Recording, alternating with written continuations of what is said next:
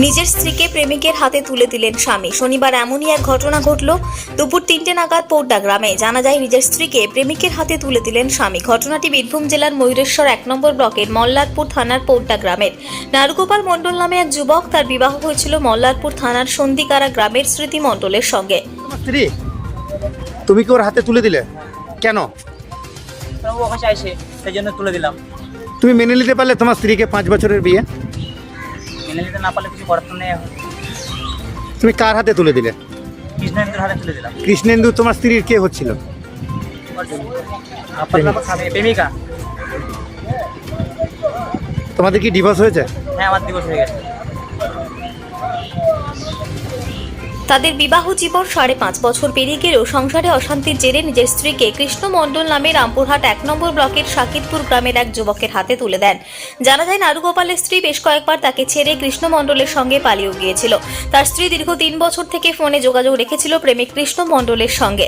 নারুগোপাল মণ্ডল ও তার স্ত্রীর একটি 3 বছরের বাচ্চাও রয়েছে বলে জানা যায়। শনিবার স্থানীয় গ্রাম পঞ্চায়েতের মেম্বার এবং 5 জনের উপস্থিতিতে তাদের ডিভোর্স দিয়ে নতুন প্রেমিকের সাথে মল্লারপুর শিব মন্দিরে উভয়ের উপস্থিতিতে তাদের বিয়ে হয় এবং প্রথম স্বামী নারুগোপাল মণ্ডল নতুন প্রেমিক কৃষ্ণ মণ্ডলের হাতে তার স্ত্রীকে তুলে দেন।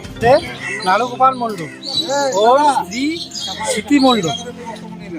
ওই স্মৃতি মণ্ডল সাকিরপুর গ্রামে কৃষ্ণ বলে একটা ছেলেকে ভালোবাসতো। সেটা আমাদের ধরা পড়ে যায় এবং মেয়েটা বাড়ি থেকে চলে যায়।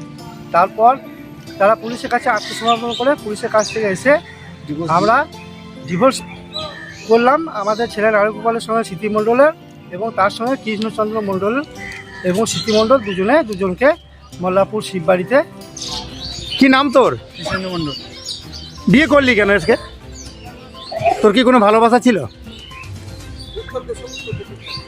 হ্যাঁ, একটু যোগাযোগ ছিল মোবাইলে। একে বাড়ি থেকে, এ তো বিবাহিত স্ত্রী ছিল, কতদিন হলো তুই বাড়ি থেকে নিয়ে এসছিস? 3 দিন হলো বাড়িতে চলে এসেছি। একসঙ্গে রাত্রিবাস করছিলিস? না, তাহলে তুই কি একে স্বেচ্ছায় বিয়ে করলি? হ্যাঁ,